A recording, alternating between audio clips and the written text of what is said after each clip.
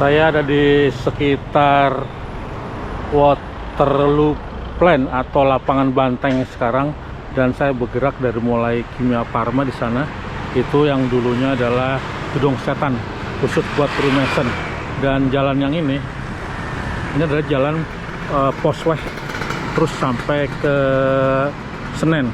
Ini adalah dibuat oleh pada zamannya Daimler itu sekitar tahun 1809. Dan ke kanan baru kita bisa jumpai Waterloo Plain-nya. Dan Daimler membuat istana yang sekarang menjadi Kementerian Keuangan atau gedung A.A. Maramis. Itu dibangun tapi belum selesai. Keburu Daimler-nya sudah harus meninggalkan Nusantara ini karena kekalahannya terhadap Inggris. Itu tempat di sana. Dan sekarang nggak bisa lewat ke sana ya. Dulu ini lewat ke sana bisa, dan ada juga jalur tram pada saat itu. Dan ini adalah lapangan Bantengnya sebelah ini. Ini lapangan Banteng.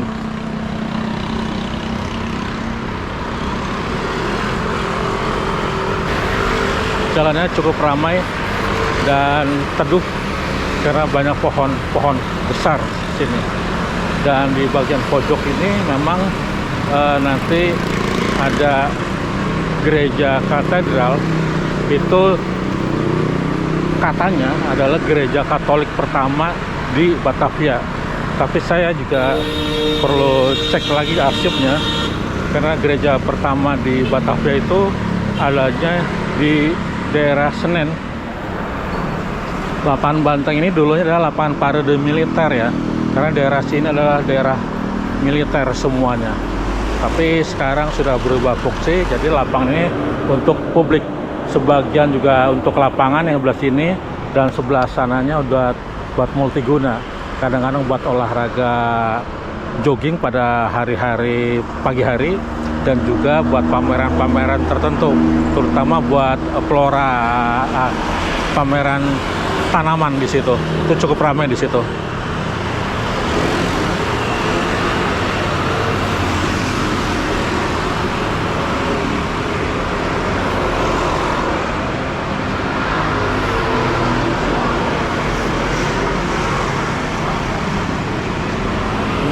Sekolah Santa Ursula bagian belakang, depannya di jalan Pasar Baru situ.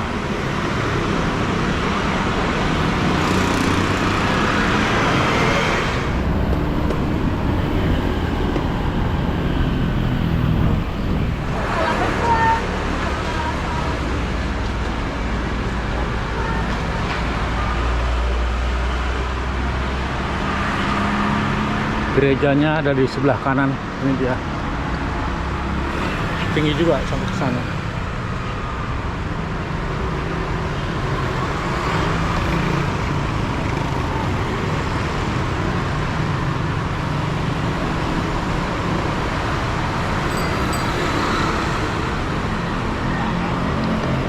Saya coba masuk dari sisi jalan lapangan Banteng Utara.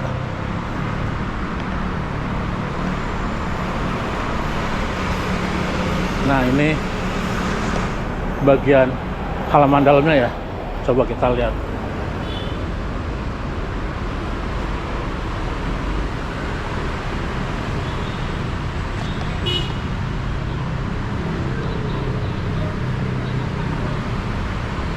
Pak.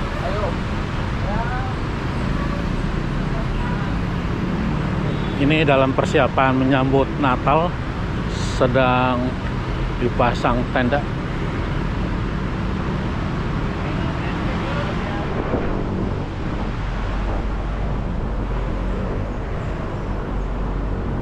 Ya, saya di sini sudah janji bertemu dengan Ibu Susyana.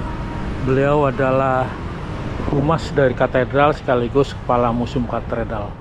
Salam jumpa, dan saat ini kita berada di dalam Gereja Katedral Jakarta.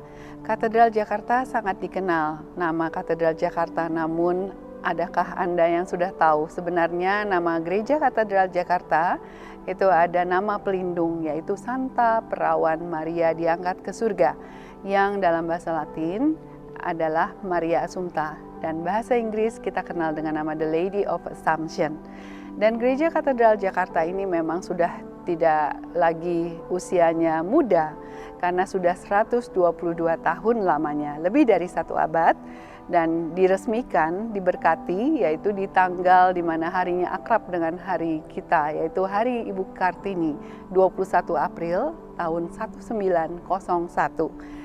Kisah tentang Katedral Jakarta ada di sini begitu panjang, karena diawali dengan datangnya atau diutusnya 2 orang misionaris dari Belanda, yaitu Pastor Nelson dan Pastor Prinsen, di mana keduanya adalah diutus dari Raja Louis yang saat itu berkuasa, dan atas berkat ataupun diberkati utusan itu oleh Paus Pius ke-7. Jadi 1807 itu dengan kedatangan 2 misionaris itu sebagai cikal bakal dari pendirian berprosesnya sebagai Keuskupan Agung Jakarta yang sekarang. Gereja Katedral Jakarta ini sebenarnya diawali juga dengan kedatangan misionaris itu dan mendapatkan tempat hanya sebuah gubuk, yaitu gubuk bambu yang ada di sudut lapangan banteng ini, yang mana merupakan bagian dari area barak tentara. Nah, kedua misionaris yaitu Pastor Nelson dan Pastor Prinsen melakukan kegiatan, jadi hanya berupa pusat kegiatan agama Katolik. Ya, kemudian di sana juga terjadi pembaptisan, yaitu pembaptisan pertama dari kegiatan agama Katolik di tahun 1812. Dan di tahun 1812 itu tercatat seorang gadis diberkati dan mempunyai wali baptis, yaitu yang kita kenal sebagai seorang yang namanya besar, yaitu Sir Thomas Raffles berserta dengan istrinya yang menjadi wali baptis dari seorang gadis. Dan kemudian setelah itu pemerintah Belanda saat itu memberikan sebuah tempat, yaitu sebuah bangunan bekas Protestan, gereja bekas Protestan di wilayah Senen. Nah, itu menjadi gereja pertama dengan dinamakan Santo Ludovicus. Dan gereja ini dipakai, namun pada tahun 1826 terjadi kebakaran hebat, yaitu menghanguskan 180 rumah dari penduduk di seputaran gereja tersebut, yang mengakibatkan juga rumah dari pastoran itu terbakar, dan juga artinya mempengaruhi kekuatan dari bangunan gereja yang ada, yaitu gerejanya menjadi lapuk. Oleh karena itu, Dewan Gereja yang bertugas saat itu berusaha mencari tempat lain, dan ditemukanlah tanah ini yang sekarang berdiri gereja katedral, yaitu yang areanya dulu disebut dengan area Weltevreden. Jadi saat itu dibeli, termasuk juga dengan sebuah bangunan yang bergaya kolonial dan baru 1 lantai.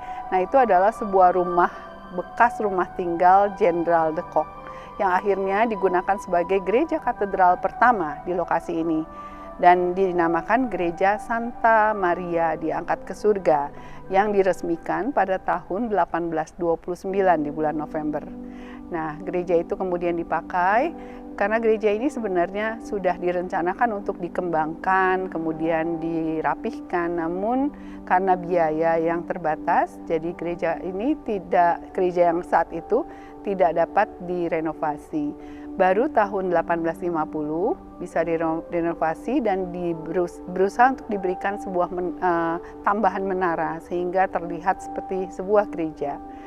Namun di tahun 1890 atap gereja katedral pertama itu roboh karena memang kurang kuatnya struktur yang dilakukan saat penambahan menara, membuat gereja ini tidak begitu cukup kuat dan atapnya rubuh sehingga gereja ini tidak dapat digunakan lagi.